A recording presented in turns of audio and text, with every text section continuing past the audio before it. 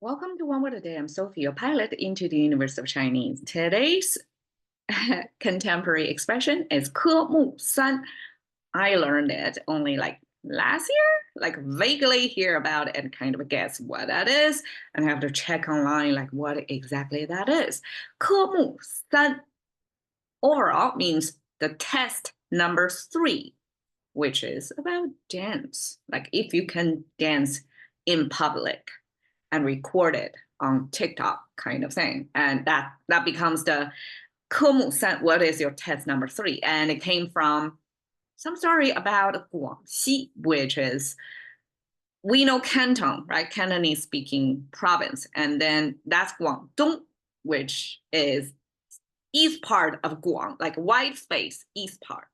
And then we have Guangxi, which is the west part of that white space, which is a very diverse ethnic group region in China.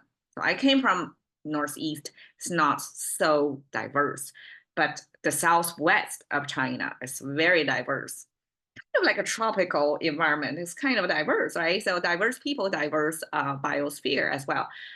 So Guangxi got this kind of a three test for a man to prove themselves to be a grown man or attractive man. Okay, it's interesting here. Number one is you have to be able to sing out loud. So it's kind of a almost like a bird, sing bird, songbird. Okay, that's the basic skill for you to woo a woman. You can sing, you can vocally express yourself. Number two is you can eat their Guangxi rice noodles correctly. So, I mean, dining probably, that's probably not so much about eating. It's more like you can cook good food, right? That's a number two attraction. Number three is you can dance like nobody's singing that type of dancing. So that's the number three test to prove that you're qualified to be a competitive suitor out there. So number three is a dance subject. 科目三, one by one. 科, I translate as a class. It's made of this measuring, the quantification of grains. So visually, on the left side, is the crop symbol, which is the plant symbol plus the tilted top. That means it's ripening. That's something, it's a human agriculture. Okay, it's agriculture. It's not just a naturally grown tree, which is the canopy of the tree, root of the tree connected by the trunk, three parts, right? Once you tilt the top, just add one more stroke up there, simply convert that something from nature, from this tall build that looks like a tree, to a crop, which is not that tall, but it can ripen, it's edible. So structurally, it's just one simple stroke turn it into a totally different thing. It's a human grown crop thing. Okay. The right side is the measuring container, I guess. So you can see the three levels, the marks over there. And here is a kind of a dimensional, almost like a perspective drawing, that you have this vertical line and then you have this horizontal line, diagonal line, to show it's a different dimension. So that's like a look inside the measuring cup over there.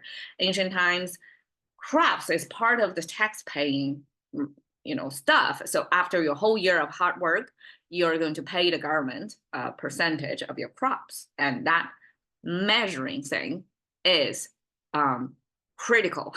So this quantifying of the volume of the grains by pouring everything, that process eventually becomes classification.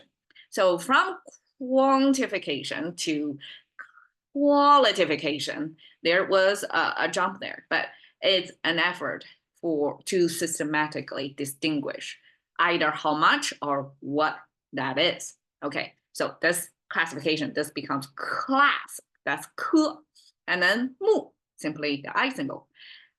Ancient times, we have some eyeball resemblance and eventually becomes this rectangular stuff. If I don't tell you, it's hard to imagine it's your eyeball, right? But from here, it's pretty obvious.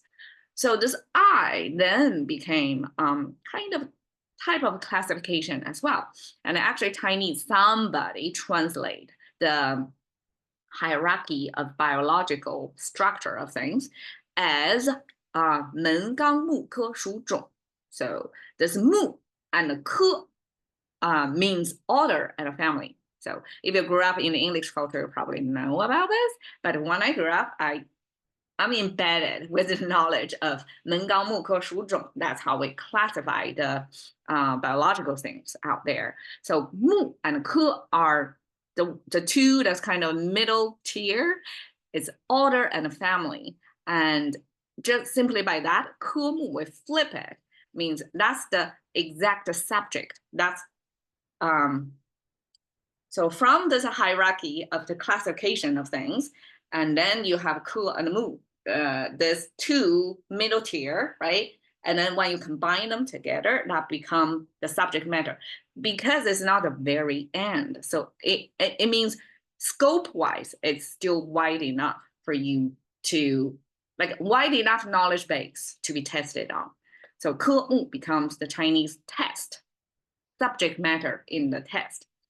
And 三 simply is 3. We use one horizontal line, 一, 1, 2 horizontal lines, 2, 二. And then we have 三, number 3. 3 horizontal lines. So in Chinese philosophy, we have heaven, earth, and the biosphere in the middle. That's how Chinese view the world. And 科目三 simply is this dance thing. So eventually this dance thing became, I mean, it's TikTokers, right? So dance is what's known on TikTok and got popularized, and eventually business even pick it up. So this is one business that's a restaurant, and they actually test and recruit people who are dancers, who can not only, waiters, not only serve you food, but can entertain you by do this funny dance moves. And you can see they're kind of it's a particular type of dance. I don't have I don't have access to that, but I know Chinese was entertained by this dance sequence, which is kind of a hip hop dance, a kind of funny, kind of self-expressive, but follow a certain formula. And then this business adopted, it becomes even like stamped by capital. It became kind of official. And then these waiters, they have to compete to make more higher earning by become not only a better waiter, but a better dancer. So you have more offerings. So that became kind of attraction, but some people don't appreciate. That shows that the competition in China, right, is pretty high. Like for you to attract enough diners to your restaurant, you have to offer something additional to just food. So that's 科目三 test number 3. Thank you for your time. See you next.